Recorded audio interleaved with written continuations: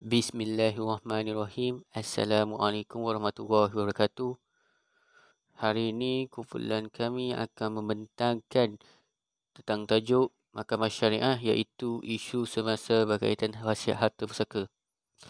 Sebelum kita pergi dengan lebih lanjut, saya suka untuk memperkenalkan ahli kumpulan-kumpulan saya iaitu saya sendiri iaitu Muhammad Syafiq Syahiran bin Muhammad Isham PID 20291. Yang kedua, Muhammad Syahiran Daniel bin Awang PID 20116. Yang ketiga, Muhammad Hafizuddin bin Jamari PID 20272. Yang keempat, saya Muhammad Syamim bin Said Ramizu PID 20029 daripada Diploma Pengajian Islam, Perkhususan Syariah dan Undang-Undang. Okey, pendahuluannya kita sering dikaitkan dengan hal wasiat harta pusaka ini tentang apabila berlakunya kematian kepada seseorang yang memiliki harta.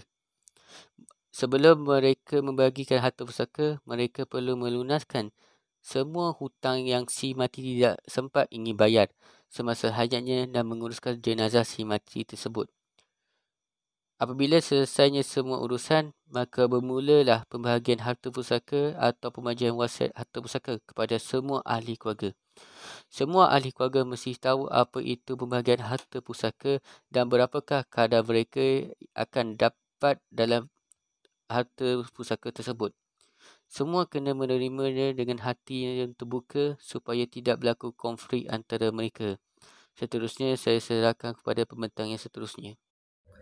Baik, terima kasih kepada Muhammad Syafiq kerana diberi peluang untuk menerangkan sedikit tentang wasiat. Pertama, saya akan menerangkan daripada segi definisi wasiat, iaitu wasiat ialah pesanan yang dibuat oleh seseorang semasa hidupnya kepada seseorang yang lain sama ada dalam bentuk tulisan, lisan ataupun isyarat dan terlaksana selepas kematian pewasiat. Daripada segi pengurusan harta pula, ialah pengurusan harta pusaka adalah kalangan umat Islam merupakan suatu prosedur yang perlu difahami oleh semua pihak, khasnya masyarakat Islam sendiri. Secara umum, harta pusaka bolehlah dinyatakan sebagai harta peninggalan si mati. Harta tersebut perlu diuruskan oleh waris yang masih hidup dengan tertib atau berdasarkan urutan yang sepatutnya. Pengurusan harta pusaka Islam bermula setelah berlakunya kematian dan selesainya proses pengebumian jenazah. Seterusnya saya akan menerangkan dari segi rukun pusaka, sebab-sebab, halangan dan syarat-syarat harta pusaka. Yang pertama ialah rukun pusaka, iaitu si mati, yakni orang yang diwarisi hartanya selepas kematian. Yang kedua, waris, yakni orang yang berhak menerima pusaka. Dan yang ketiga, harta, yakni apa-apa kepunyaan si mati yang boleh diwarisi.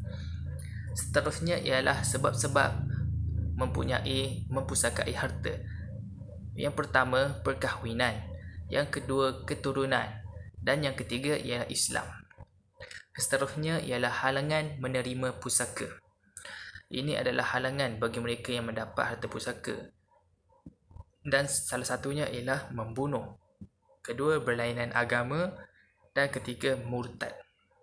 Seterusnya adalah syarat-syarat mempusakai harta, iaitu pemilik harta mati.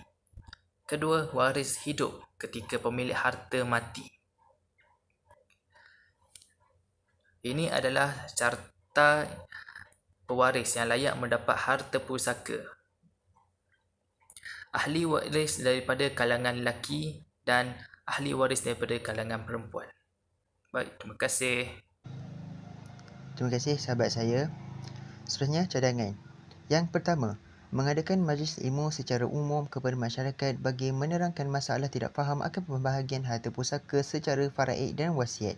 Yang kedua, mempercepatkan proses dalam pengurusan harta pusaka. Yang ketiga, mengubah sikap diri kita ini yang sentiasa memandang serong terhadap pembahagian harta pusaka secara faraid ini. Yang keempat, meletakkan pengurusan harta pusaka ini dalam sebuah pemerintahan dan menggunakan satu kaedah yang khusus. Dan yang terakhir sekali, yang kelima, memperkuatkan sistem pentadbiran harta pusaka. Seterusnya, saya serahkan kepada ahli yang lain. Kesimpulannya, masalah berkaitan dengan harta pusaka ini didapati semakin bertambah kian hari dan menjurus kepada berlakunya pelbagai masalah.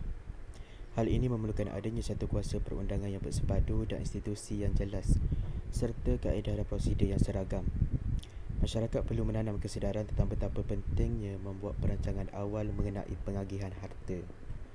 Masyarakat juga perlu lebih cakna akan ilmu dan proses berkaitan dengan perancangan dan pengurusan harta. Itu sahaja daripada kami. Terima kasih.